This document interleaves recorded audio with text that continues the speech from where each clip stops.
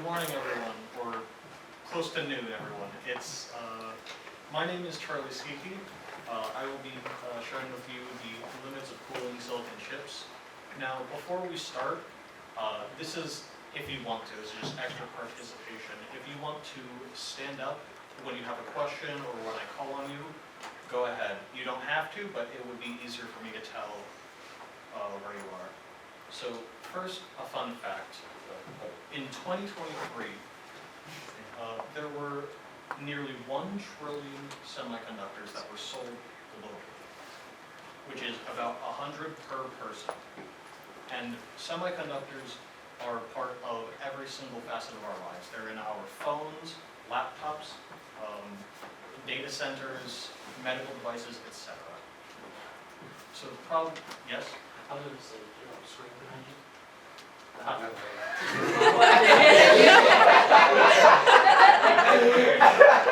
That's great. Thank you. So the problem is silicon chips generate so much heat that they tend to break and melt and ruin your systems, right? I want to see a show of hands quickly. Has anyone here ever been playing like a video game or been on a device and then it starts getting really hot, it starts lagging, etc. Right? Okay, so a lot of people here, that makes sense. And this is a huge problem because it really eats into the efficiency of our devices. So I'm going to have a couple of definitions here if anyone would like to raise their hand or stand up and answer one. So for chip, microchip, go ahead. So a chip is a tiny slice of semiconducting material, generally in the shape of a square a few millimeters long, cut from a large wafer of material on which a transistor and a iron integrated circuit. Thank you. All right, Moore's Law, anyone? The principle of exponential growth, both observed and projected in the density of semiconductors and digital processors, describes the doubling of the number of components in an integrated circuit approximately every 2 years. Thank you. And photolithography, go ahead. A process whereby integrated and printed circuits are produced by photographing the circuit pattern on a photosynthetic substrate and chemically etching away the background. Thank you. So my point of view is as a computer science major at the University of North Carolina in Charlotte, and the purpose of the speech is to inform you how silicon chips can overheat and how it can be prevented, and basically how this is a big issue for all of us. So a brief history of semiconductors before we get into all of that. In 1946, Bell Labs produced tiny circuits that could be soldered onto your electronics. Now, these are very small, like they would be about the size of, a bit bigger than a quarter, and they weren't very powerful. They could do very basic functions. So later in 1959, Robert Noyce took this and created a new way to form them, because before that, they would have to take little metal devices and etch the circuit into the device, which was very painstaking and could cause a lot of errors.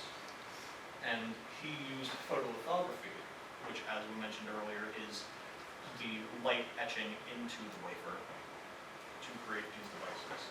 And then later in 1971, Intel created the first commercially available microprocessor.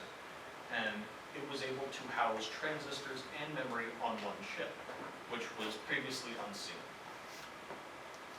And then around the 80s to the 90s, we started to follow Moore's Law, where every 2 years, these transistors that were being put onto the chips were getting smaller and doubling, which allowed for a lot more computing power. And then around 2001, we reached about the end of what we could do with one core on a processor, on a microchip. And so we started inventing multi-core, which, if you don't know, in databases before 2001, what they would use is they would have multiple cores, devices, that would be linked together, and it could boost the processing power. Now, we were able to take the strain off of the one core by making it work together with multiple. And then around 2015, we started to create a new way to cool these chips, because previously we were using big fan constructions that would take up like an entire room, which worked, but it was wildly inefficient, especially as Moore's law progressed and these chips got better. Yes? Do you know that there's any like single core processors still being used for like menial tasks today, or no? There are definitely single core processors out there still. I mean, I do not believe that there are any that are still being manufactured today, but there are definitely different devices that still use them. Okay, thanks. So how do they operate, right? Because I've already explained a bunch, talked your heads off. And now we look over here to the diagram. You see all these little etched in pieces right here. This is what I was talking about with the transistors, all right? So they etch various patterns into it using photolithography, and they use it, and this etching process creates transistors, resistors, capacitors, and other components inside the chip. And how it works is when electric current passes through these components, they manipulate the data for calculations or transmitting information. So let's do a demonstration. I need 3 to 4 volunteers. If you'd like to come up. Stand up. All right, thank you. So I have a couple of pieces of paper here. If any of you recognize these, this is a math minute for everyone. It's a math minute. And what I'm going to do is I'm going to give a piece of paper. 60. Fun. Sign up for fun. Oh, God. Some pens, take your pick. 9 times a good Oh, you already have one. All right. And what I'm going to do is I'm going to give you guys 2 minutes because I think I was a little unfair with. For everyone out there, I did -10 to 100 multiplication, which I mean they should know how to do. We're in college, but you know. Sometimes you get a little tired and you don't know exactly what to do. So we can find a place, and if someone wants to write here, if we could clear out like space to write. Do as many as you can. There are 50 different questions there. I would recommend you stand up though, because we're going to be doing something else. Do we write our names on it? You don't have to. No. So I recommend you stand up while we do it, because while this is going on, I will be giving you commands, right? So, like, do 10 jumping jacks, for example, if that makes sense. And this is to demonstrate how a microchip might react to stress when you're giving it a lot of different instructions, basically. So I have a timer for 2 minutes. Everyone ready, set, go. Okay. So now, about 10 seconds in. Stop what you're doing. 10 jumping jacks. Go.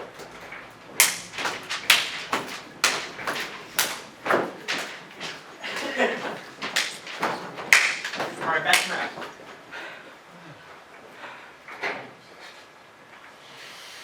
And now, as you can see, they are starting to get a little overworked because they're having to do complex multiplication problems while they are doing various other things. Stop. YMCA, go. All right, back to time. And see, as you add more and more instructions, it's going to overwhelm them and they'll get confused. I mean, the human brain is a lot like a single core processor because we can take in a lot of information, but we have to work on it one at a time, if that makes sense. All right, 10 spins, quick. Oh. Quick. They're cooked. Oh, no. Why does this head spinning at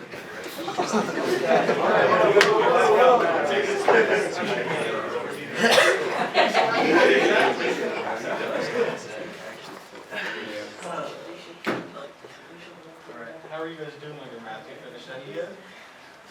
Still on number one. We got a couple down, all right? That's nice. All right, now, nah, I'm just kidding. Keep going.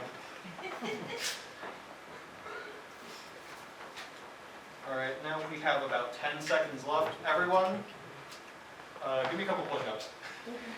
What, push-ups? No.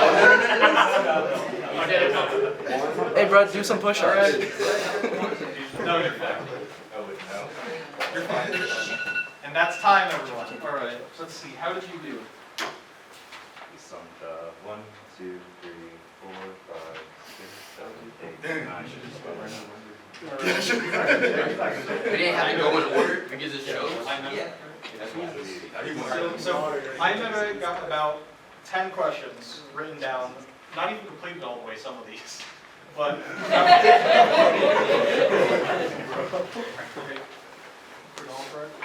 Yes. About 10 as well from Pranal. Okay. Wait, you were gonna count them with, you're not gonna. Put zeros on I would have been done. Devin got about 4. Good job. Thank you, thank you. And, sorry, what's his name? Alvin, all right. And Alvin got about 6, 7. All right. So give these 4 a round of applause.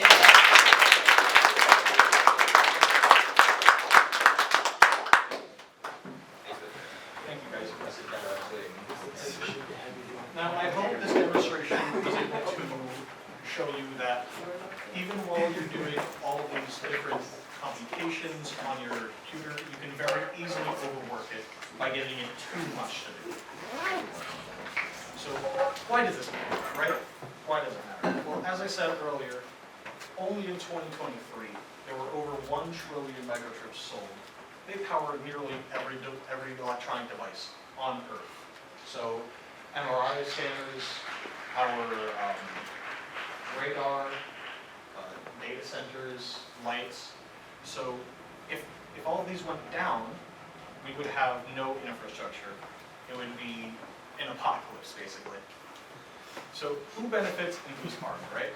So obviously, manufacturers, they make more money by creating the products that are a little bit better every generation, especially from doubling these transistors. So who's harmed? We are harmed, businesses are harmed, businesses lose their income, credibility. I mean, if you got a product from Intel and it suddenly started overheating and melting out of the blue, not mentioning any real specific event that happened, wouldn't you be like, I'm not sure if I want to use Intel processors anymore? Then consumers lose their efficiency. If you're playing like a million rounds of Marvel Rivals and then you're running like another process in the background, you might overheat, kill the PC. It's not good at all. Valuable industries like medical, they might lose machines or lives, and it's just a bad thing all around. So I have a couple solutions. One solution is a bit temporary. It will help us in the short term, and the other one is not ready yet, but will be ready in the long run. So microfluidic cooling is basically where we have these microchips, and we use technology to etch panels and streams into them, and we can flow fluid directly into the chip. And this has been shown to decrease the temperature that it is operating at by about 35 degrees Celsius, which is a lot. And then we have gallium nitride. Gallium nitride is so much better than silicon in every way, but it's not ready for mainstream use in semiconductors.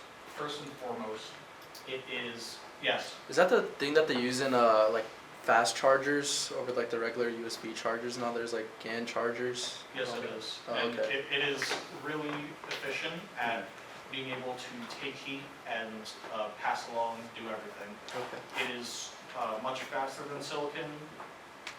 It can handle up to 400 degrees Celsius, which that is a lot of heat.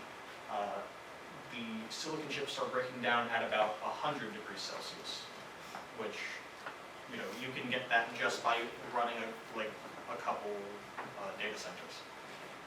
And not only can it run hotter, it can transmit faster, and it has not yet been able to be commercially produced on a scale that silicon has, because silicon is one of the most abundant materials on Earth, but we are getting there.